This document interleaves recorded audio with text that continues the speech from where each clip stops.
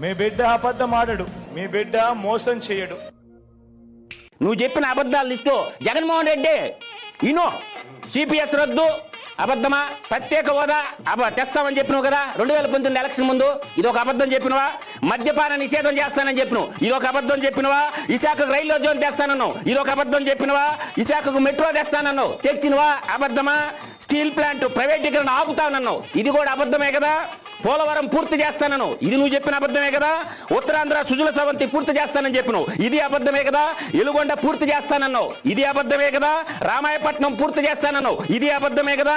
Petrol diesel ధరలు తగ్గిస్తామని చెప్పి దక్షిణ చుట్టుపక్కల బార్డర్ పంచుకున్న రాష్ట్రాల కాడికి ఎక్కువ చెప్పి పెట్రోల్ డీజిల్ స్మగ్లింగ్ బిజినెస్ చేసింది వాస్తవం కాదా నువ్వు? తర్వాత కరెంటు ఛార్జీలు తగ్గిస్తామని చెప్పావు, కరెంటు ఛార్జీలు 12 సార్లు పెంచుడు, ఇది అబద్ధమే కదా?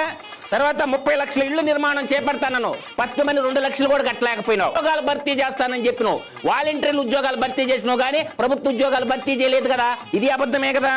45 ఏళ్ళు దాటితే పెన్షన్ ఇస్తానని చెప్పినావు, ఇది అబద్ధమే కదా? మెగా డిఎస్సి వేస్తానని చెప్పినావు, ఇది అబద్ధమే కదా?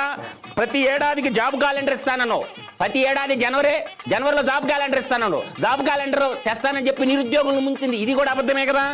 అమ్మ ఒడిలో ఎంతమంది పిల్లలు ఉంటే అంతమందికి ఇస్తానన్నావు, ఒక పిల్లోడికి ఇచ్చినా అది ముంచేసినావు కదా? తర్వాత ఎన్ని లక్షలైనా ఉచిత వైద్యం అన్నావు, ఇది కూడా అబద్ధమే కదా?